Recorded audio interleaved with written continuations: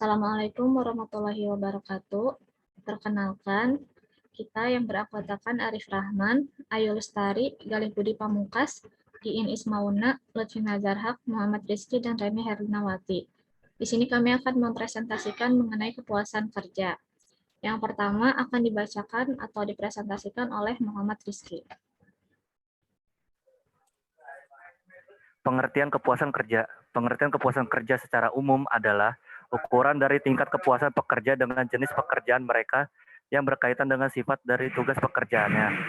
Hasil kerja yang dicapai, bentuk pengawasan yang diperoleh, maupun rasa lega dan menyukai terhadap pekerjaan yang ditekuninya.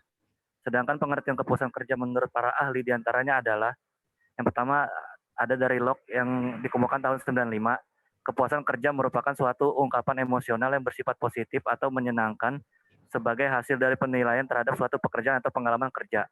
Yang kedua dari Robbins yang dikemukakan tahun 96, kepuasan kerja merupakan sikap umum seorang karyawan terhadap pekerjaannya.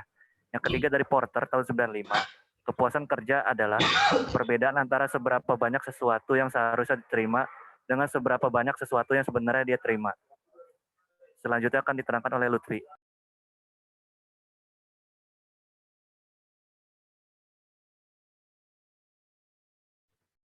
Selanjutnya ada aspek kepuasan kerja. Yang pertama itu kerja yang secara mental menantang. Kebanyakan karyawan menyukai pekerjaan-pekerjaan yang memberi mereka kesempatan untuk menggunakan keterampilan dan kemampuan mereka dan menawarkan tugas, kebebasan, dan umpan balik mengenai betapa baik mereka mengerjakan. Karakteristik ini membuat kerja secara mental menantang. Kemudian yang kedua ada ganjaran yang pantas. Maksudnya itu, para karyawan menginginkan sistem upah dan kebijakan promosi yang mereka persepsikan sebagai adil dan segaris dengan pengharapan mereka. Pemberian upah yang baik didasarkan pada tuntutan pekerjaan, tingkat keterampilan individu, dan standar pengupahan komunitas, kemungkinan besar akan dihasilkan kepuasan. Kemudian, yang ketiga itu ada kondisi kerja yang mendukung. Maksudnya, karyawan peduli akan lingkungan kerja, baik untuk kenyamanan pribadi maupun untuk memudahkan mengerjakan tugas. Studi-studi memperagakan bahwa karyawan lebih menyukai keadaan sekitar fisik yang tidak berbahaya atau merepotkan. Selanjutnya yang keempat, ada rekan kerja yang mendukung. Maksudnya itu, orang-orang mendapatkan lebih daripada sekedar uang atau prestasi yang berwujud dari dalam kerja. Bagi kebanyakan karyawan, kerja juga mengisi kebutuhan akan sosial. Oleh karena itu, bila mempunyai rekan kerja yang ramah dan menyenangkan, dapat menciptakan kepuasan kerja yang meningkat. Dan yang terakhir, ada kesesuaian kepribadian dengan pekerjaan. Maksudnya di sini, pada hakikatnya, orang yang tipe kepribadiannya kongruen atau sama dan sebangun dengan pekerjaan yang mereka pilih, seharusnya mendapatkan bahwa mereka mempunyai bakat dan kemampuan yang tepat untuk memenuhi tuntutan dari pekerjaan mereka. Selanjutnya akan dibacakan oleh Reni. Teori kepuasan kerja. Yang pertama, teori keseimbangan atau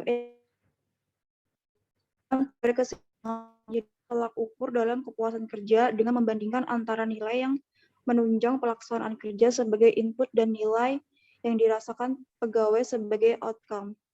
Yang kedua, teori perbedaan atau diskrepansi teori.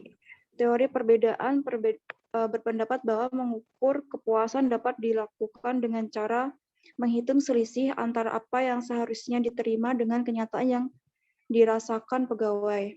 Yang ketiga, teori pemenuhan kebutuhan. Need fulfillment theory. Teori pemenuhan kebutuhan berpendapat bahwa kepuasan kerja pegawai bergantung pada terpenuhi atau tidaknya kebutuhan pegawai. Lanjut. Yang keempat, teori pandang kelompok atau social reference group theory. Menurut teori pandangan kelompok, kepuasan kerja pegawai bukanlah tergantung pada kebutuhan saja, tetapi sangat dan pendapat kelompok yang oleh pegawai dianggap sebagai kelompok acuan. Yang kelima, teori dua faktor dan Herzberg atau two factor theory. Teori dua faktor memukakan dua faktor yang menyebabkan timbulnya rasa puas atau tidak puas, yaitu faktor pemeliharaan meliputi administrasi dan kebijakan organisasi, hubungan dengan subordinat, upah, keamanan kerja, kondisi kerja, dan status. Faktor pemotivasian yang meliputi dorongan berprestasi, pengenalan, kemajuan, kesempatan berkembang, dan tanggung jawab. Dan yang keenam, teori pengharapan, ekspektasi. Teori harapan merupakan kekuatan keyakinan pada suatu perlakuan yang diikuti dengan hasil khusus. Hal ini mengembangkan bahwa keputusan pegawai yang memungkinkan mencapai suatu hasil dan memenuhi hasil lain. Selanjutnya akan dibacakan oleh kawan saya Ayu. Faktor-faktor penentu kepuasan kerja. 1. Tugas atau pekerjaan yang dilakukannya. Maksudnya itu karyawan lebih menyukai pekerjaan yang memberikan mereka peluang untuk menggunakan skill dan kemampuan mereka, membuka kesempatan pada mereka untuk belajar dan menerima tanggung jawab sehingga memandang tugasnya sebagai pekerjaan yang menarik. 2. Gaji. Gaji yaitu remunerasi finansial yang diterima oleh karyawan yang dipandang sebagai sesuatu yang adil dalam organisasi.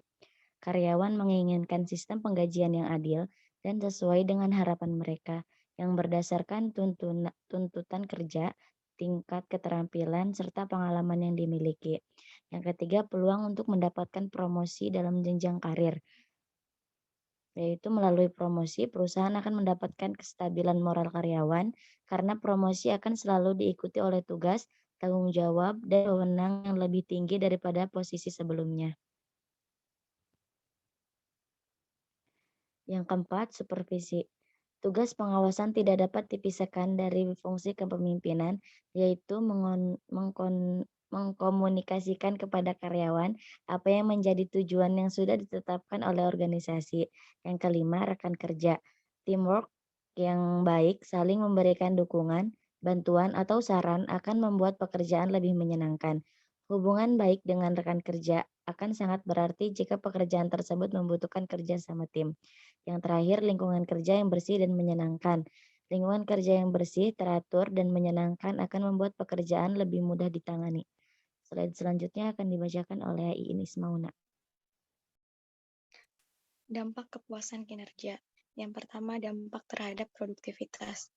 Pekerja yang bahagia atau puas akan pekerjaannya kemungkinan besar menjadi karyawan yang produktif. Kemudian dampak terhadap kepuasan konsumen. Karyawan yang puas akan lebih bersahabat, ramah, dan responsif dalam menghargai pelanggan. Dan yang terakhir, dampak terhadap kepuasan hidup. Tentang suatu pekerjaan, seseorang cenderung untuk mempengaruhi bagaimana kita merasa atau berpikir lebih luas. Selanjutnya akan dibacakan oleh Gali. Dampak ketidakpuasan bekerja. Yang poin pertama terhadap produktivitas, bahwa performansi kerja menunjukkan tingkat kepuasan kerja seorang pekerja karena perusahaan dapat mengetahui aspek-aspek pekerjaan dari tingkat keberhasilan yang diharapkan. Poin kedua, ketidakhadiran. Menurut Porter dan Streer, ketidakhadirannya sifatnya lebih spontan dan kurang mencerminkan ketidakpuasan kerja. Menurut Porter, ketidakhadiran sifatnya lebih spontan dan kurang mencerminkan ketidakpuasan kerja. Poin ketiga, keluarnya pekerja. Sedangkan berhenti atau keluar dari pekerjaan mempunyai akibat ekonomis yang besar. Maka besar kemungkinannya berhubungan dengan ketidakpuasan kerja. Slide selanjutnya akan dibacakan oleh Arif Rahman. Selanjutnya, cara menghindari.